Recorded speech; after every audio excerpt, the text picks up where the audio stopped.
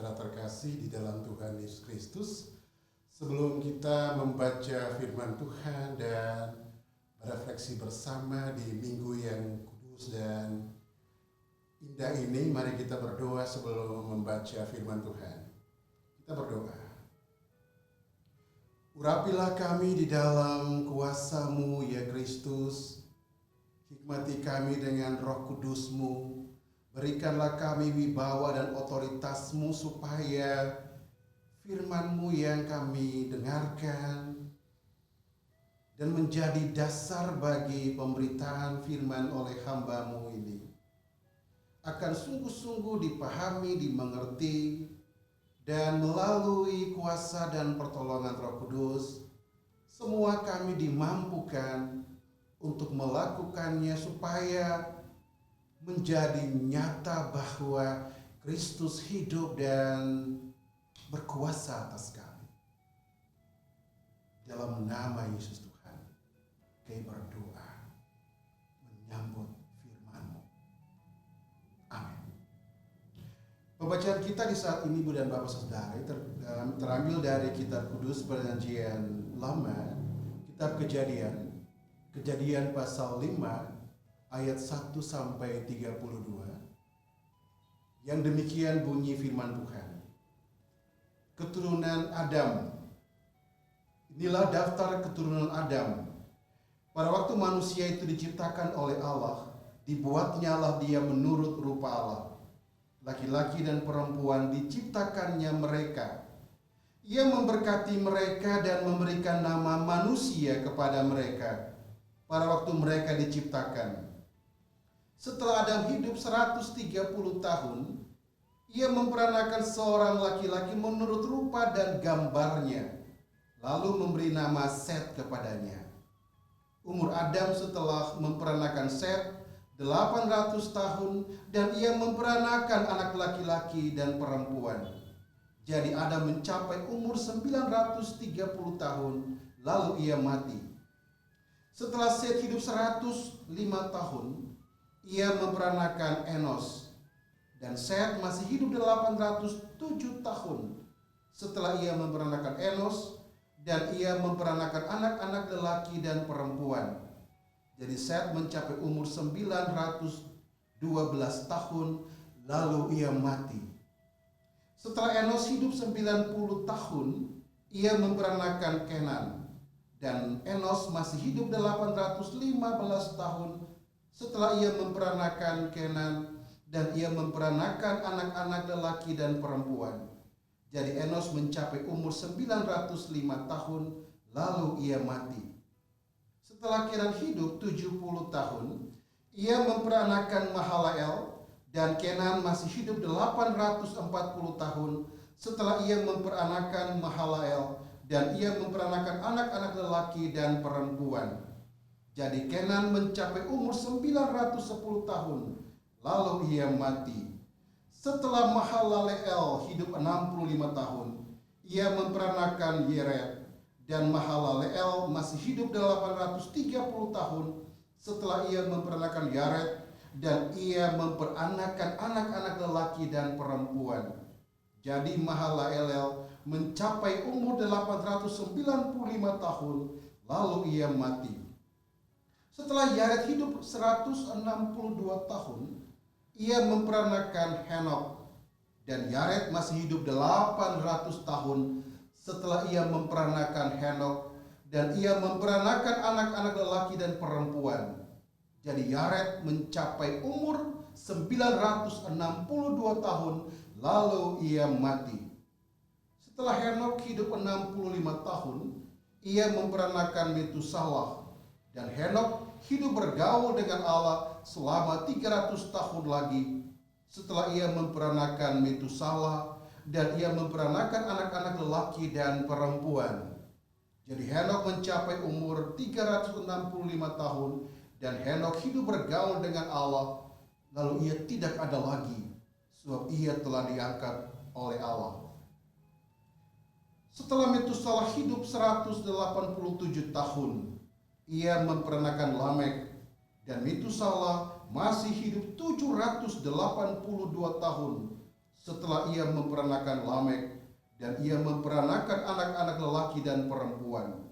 Jadi Metusala mencapai umur 969 tahun, lalu ia mati. Setelah Lamek hidup 182 tahun, ia memperanakan seorang anak laki-laki dan memberi nama Nuh kepadanya. Katanya, anak ini akan memberi kepada kita penghiburan dalam pekerjaan kita yang penuh susah payah di tanah yang telah terkutuk oleh Tuhan. Dan Lamek masih hidup 595 tahun setelah ia memperanakan Nuh, dan ia memperanakan anak-anak lelaki dan perempuan. Jadi Lamek mencapai umur 777 tahun, lalu ia mati. Setelah Nuh berumur 500 tahun, ia memperanakan Sem, Ham, dan Yafet. Demikianlah firman Tuhan. Yang berbahagia adalah kita semua yang telah mendengarkan firman Tuhan ini. Dan di dalam kuasa Roh Kudus kita dimampukan untuk memberdayakan dan melakukannya dalam hidup kita sehari. Ibu dan bapak, saudara-saudara terkasih, perikop kita Kejadian 5 ayat 1 sampai 32 berisi daftar silsilah Adam sampai Nuh yang meliputi 10 generasi di masa prabencana air bah. Karya ini menarik karena bentuk, isi, dan fungsinya dikembangkan berdasarkan perspektif teologi penciptaan manusia. Perspektif teologi tersebut menekankan bahwa manusia, laki-laki dan perempuan, itu diciptakan sebagai rupa Allah. Dan mereka diberkati oleh Allah. Berkat Allah tersebut terlihat dalam daftar silsilah ini melalui usia para leluhur yang sangat fantastik dan keturunan mereka yang banyak. Karena itu daftar silsilah ini memiliki sebenarnya sebuah fungsi teologis. Mengapa demikian, ibu dan bapak, saudara-saudara? Sebab melalui daftar silsilah tersebut, penulis kitab Kejadian hendak mewariskan nilai-nilai kehidupan yang selayaknya dimiliki oleh manusia. Nilai-nilai tersebut terwujud dalam relasi bersama yang bermuara pada satu tujuan, yakni pemuliaan Allah. Pesan penting ini yang hendak disampaikan bagi kita di minggu pertama bulan Agustus, sebagaimana tema pemberitaan hari ini di seluruh mimbar-mimbar gereja Protestan Luko, menjadi rupa Allah dalam iman dan karya. Supaya apa? Supaya kita semakin memahami bahwa kita umat ciptaan Allah, mau tidak mau, mesti berpartisipasi di dalam kemuliaan Allah. Dan di dalam kemuliaan Allah itu, kita semua bersama-sama dengan seluruh ciptaan lainnya dipermuliakan di dalam Allah. Karena itu, ibu dan bapak, penuangan daftar silsilah bukan saja memperlihatkan garis keturunan secara genealogi semata, namun lebih dari itu untuk menemukan dan menegaskan bahwa dari generasi satu sampai generasi lainnya, Allah menemukan tempat berdiamnya di dalam hidup manusia ciptaannya. Dan sang manusia ciptaannya itu pun menggapai tempatnya di dalam Allah. Ini menjadi aspek yang terpenting dan fundamental yang mendasar yang ingin diperlihatkan oleh penulis kitab Kejadian 5 pasal 1 sampai 32. Apa aspek penting dan mendasar itu? Soal identitas. Siapa kita?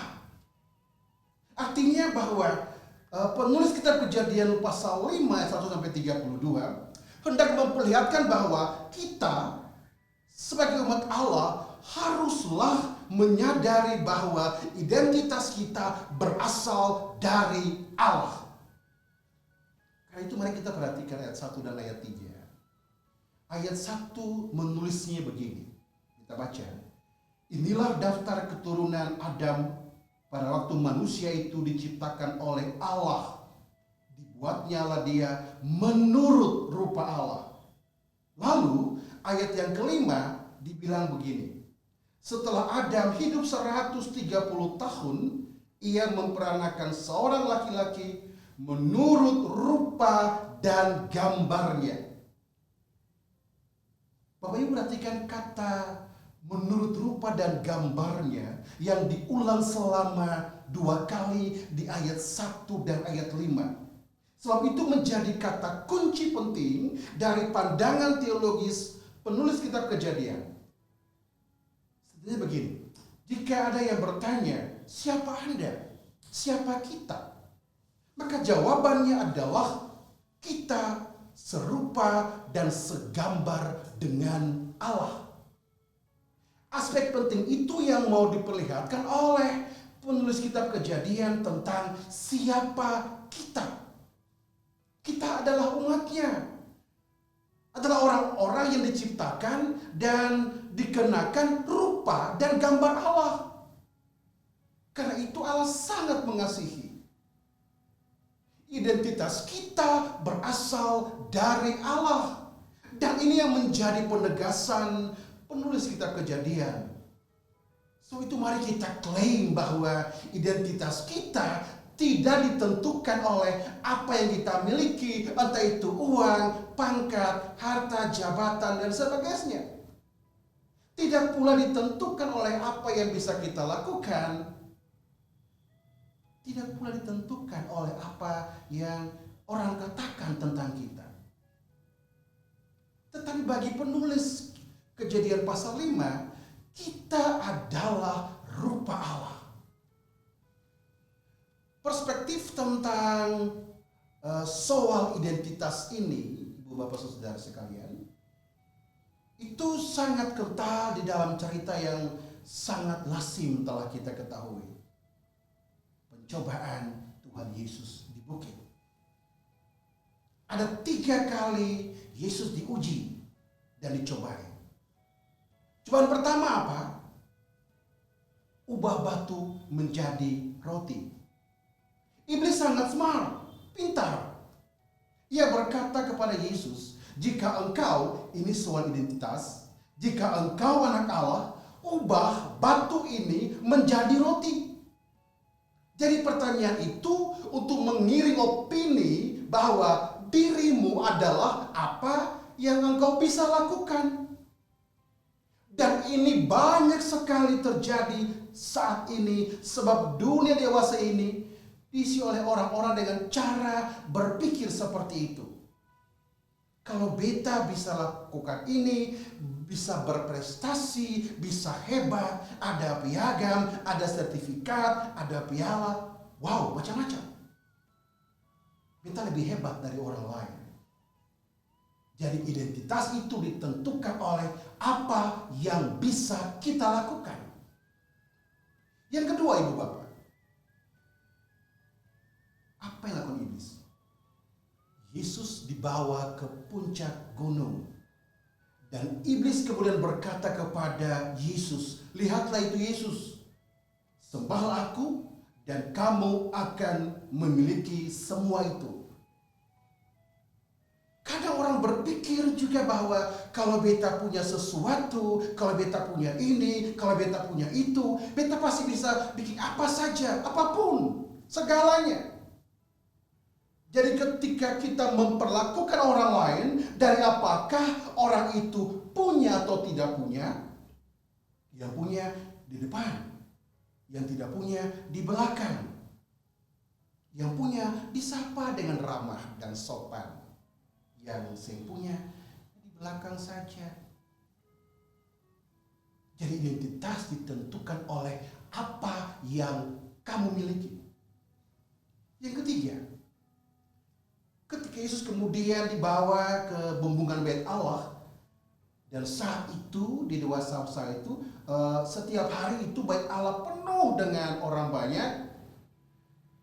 Dan iblis pun berkata kepada Yesus, jatuhkan dirimu, maka malaikat akan memegang dirimu dan orang banyak itu akan melihat engkau dan berkata, wow, spektakuler.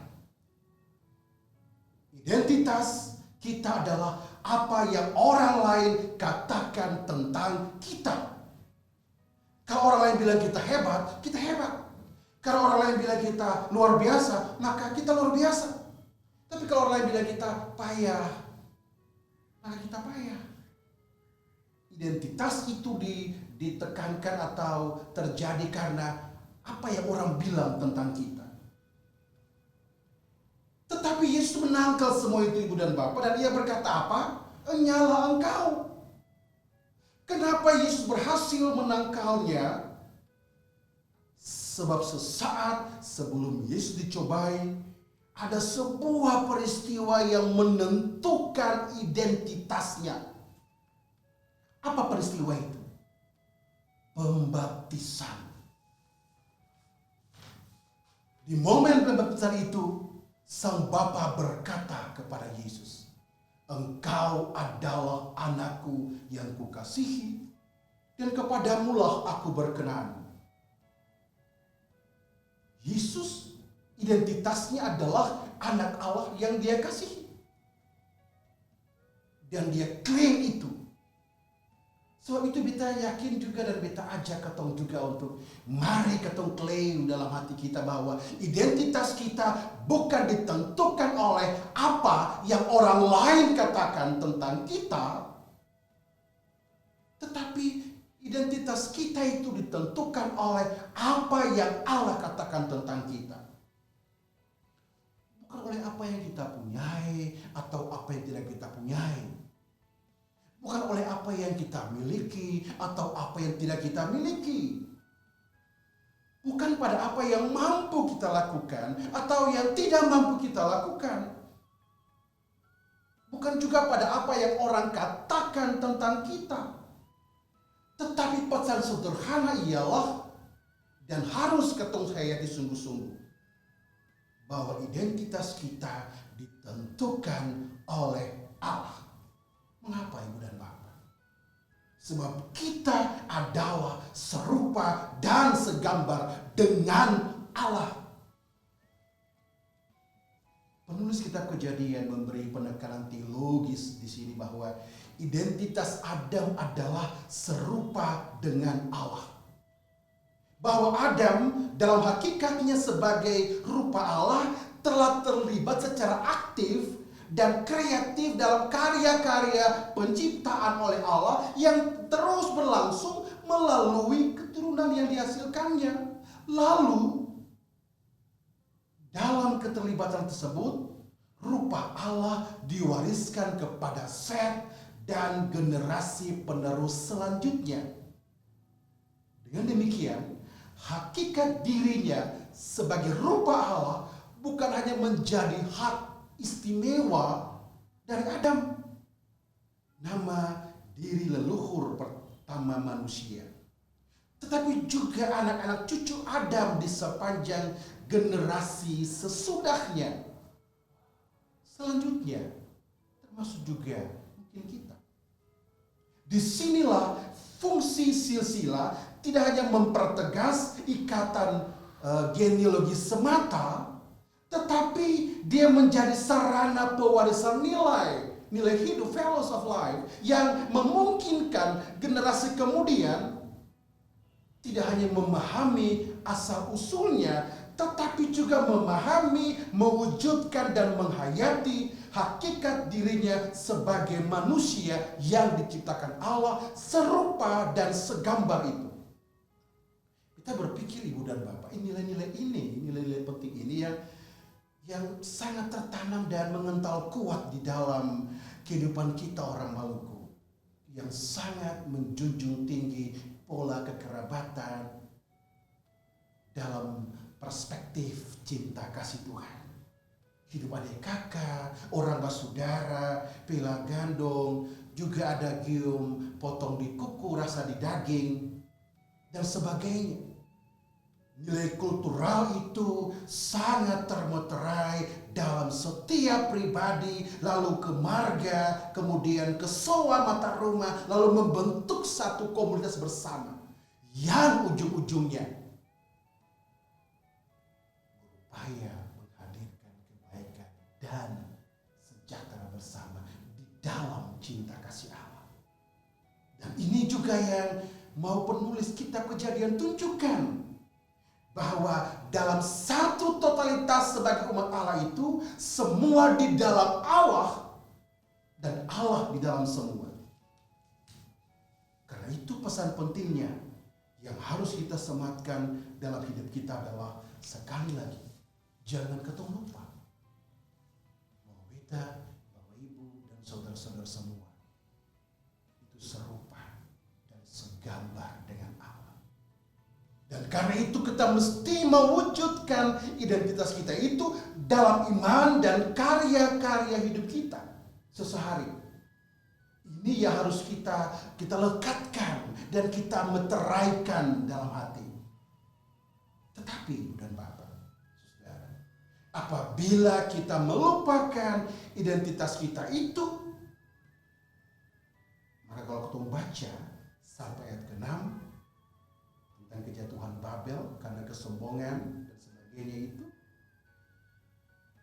maka kita akan gagal untuk merasakan apa yang ayat 6, pasal 6 ayat 8 katakan, menerima dan mendapati kasih karunia di mata Tuhan. Tidak ada cara lain sebenarnya yang menghasilkan dan mewujudkan karunia Allah itu bagi kita selain terus memperlihatkan identitas kita sebagai anak-anak Allah yang serupa dan segambar dengan Dia. Seperti yang Paulus bilang for jemaat mula-mula di Kisah Rasul pasal 3 ayat 20. Ketika dia bilang kamu harus menjadi Kristonolei. Apa itu Kristonolei? Kristus mini. Kristus kecil. Jadi ketika orang lain melihat kita, mereka bukan lihat diri kita, bukan lihat uang kita, bukan lihat harta kita, bukan lihat pangkat kita, tetapi mereka melihat diri dari Allah yang besar itu. Ini yang kita kira mesti ditegaskan. Mereka melihat Kristus. Dan ini menjadi tugas kita bersama. Tugas kita bukan untuk melakukan sesuatu, Ibu dan Bapak Saudara. Namun tugas kita adalah menghadirkan Kristus secara nyata dalam hidup kita sehari. Kita diutus untuk menampilkan wajah Kristus melalui iman dan karya kita. Bahkan dalam situasi sulit seperti saat ini. Sudah 4 bulan kita berada di dalam masa-masa pandemi COVID-19. Tapi itu bukan berarti bahwa kita tidak bisa menjadi Kristus kecil bagi orang lain. Bisa. Entah itu dengan berbagi sagu kita, berbagi ubi kita, berbagi kasbi kita, berbagi masker, sesuatu yang kecil. Tapi dia menampakkan sesuatu hal yang besar. Kita rasa Ibu dan Bapak ini mungkin berat. Tetapi jangan takut sebab Kristus telah memberikan jaminan itu bagi kita. Apa jaminannya? Aku menyertai engkau sampai kesudahan. Kita telah ditentukan untuk menjadi serupa dengan Allah. Serupa di dalam Kristus. Maka kita pun dipercayakan dan dimampukan untuk menampilkan kasih Tuhan di dalam iman dan karya kita. Allah Bapa kita yang besar hebat itu di dalam Kristus dan melalui Roh Kudus adalah semua di dalam semua. Ia sungguh tidak jauh. Ia bahkan lebih dekat daripada doa. Allah hadir dalam kita. Maka dalam setiap sel-sel tubuh semesta ini. Tuhan merahmati kita senantiasa dan memberkati kita menjalani hari baru, bulan baru di sepanjang Agustus. Shalom.